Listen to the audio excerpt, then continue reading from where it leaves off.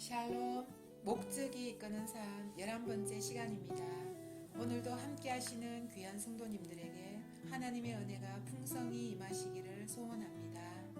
오늘은 첫 번째 목적인 우리는 하나님의 기쁨을 위해 계획되었다.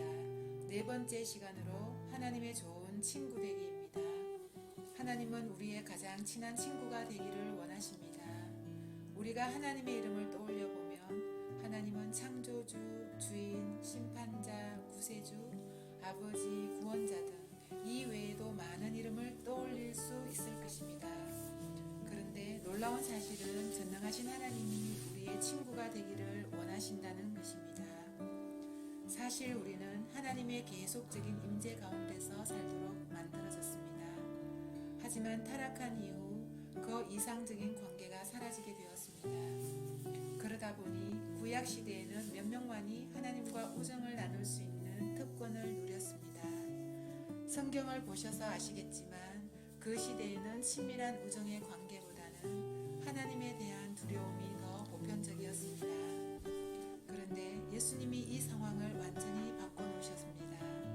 예수님은 십자가에서 우리의 죄값을 치르셨고 그로 인하여 하나님과 사람을 분리시켰던 휘장이 찢어지면서 하나님께 나아갈 수 있는 길이 열리게 된 것입니다. 하나님을 만나기 위해 많은 시간 준비해야 했던 구약과는 다르게 우리는 언제라도 하나님을 만날 수 있게 되었습니다. 성경은 말씀합니다.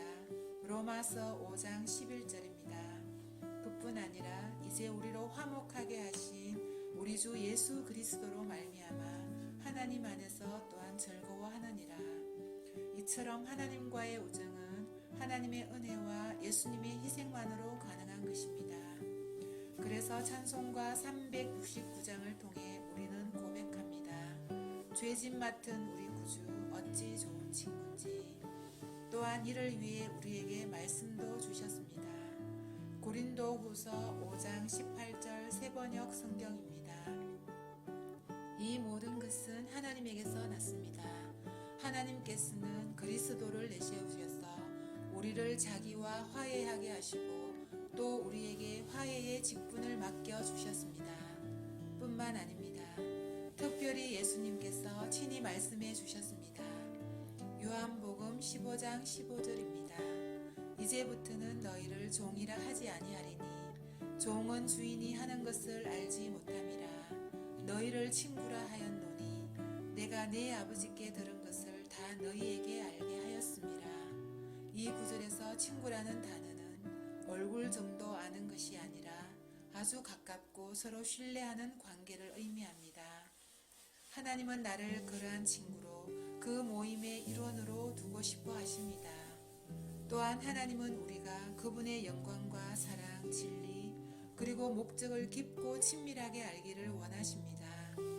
사실 하나님은 우리가 당신의 친구가 되게 하시려고 온 우주를 계획하셨고 역사의 모든 부분을 조율하셨으며 삶의 구체적인 부분까지 계획하셨습니다.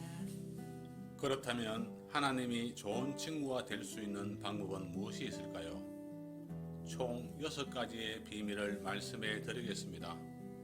그 중 2가지는 오늘 살펴보고 나머지 4가지는 내일 이어서 살펴보도록 하겠습니다.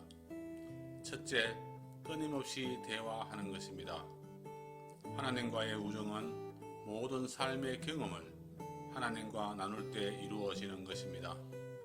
만일 우리가 하는 모든 일에 하나님과 함께하고 그분의 임재하심을 의식한다면 우리가 하는 모든 것이 하나님과 시간을 보내는 것이 될 수 있습니다. 데살로니가전서에 보시면 하나님의 뜻이라 말씀하시며 쉬지 말고 기도하라고 하셨습니다.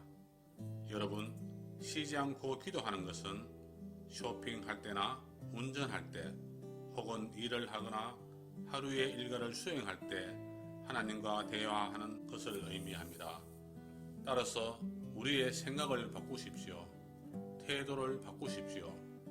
우리의 가장 일상적이고 작은 일도 예배 그리고 하나님과의 교제로 바꿀 줄 알아야 하는 것입니다.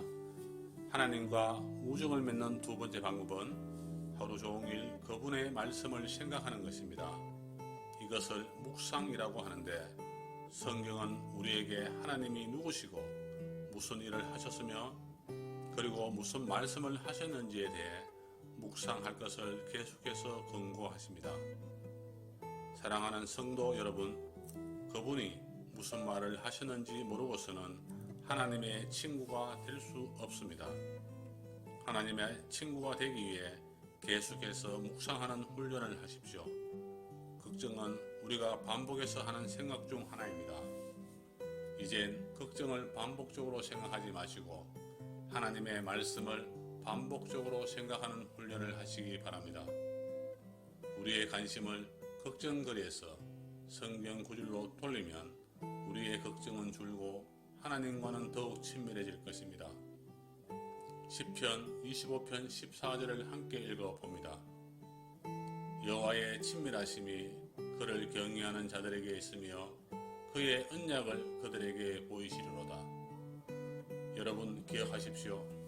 우리가 그분의 말씀에 대해 하루 종일 생각하는 습관을 기른다면 하나님은 당신의 비밀을 우리와 나누실 것입니다. 다음 장에서 우리는 하나님과 친밀한 관계에 대한 나머지 4가지 비밀을 살펴볼 것입니다. 하지만 내일까지 기다리지 마시고 오늘 하나님과 대화를 나누고 그분의 말씀을 계속 묵상하는 연습을 시작하시기 바랍니다.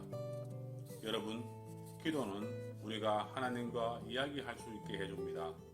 묵상은 하나님이 우리에게 이야기하실 수 있도록 해줍니다. 이 2가지 모두가 하나님의 친구가 되기 위해 반드시 필요한 것임을 꼭 기억하시고 실천하시기 바랍니다. 적용을 위한 질문입니다. 나는 무엇을 통해 하나님과 더 많이 이야기하고 더 자주 이야기하는 것에 대해 기억할 수 있을까요? 그것을 발견하고 적용하셔서 하나님과 더욱 친밀해질 수 있기를 바랍니다.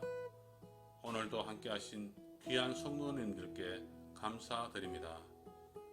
내일 이어지는 4가지 비밀을 나누도록 하겠습니다. 기대하시는 마음으로 함께 해 주시기 바랍니다. 감사합니다.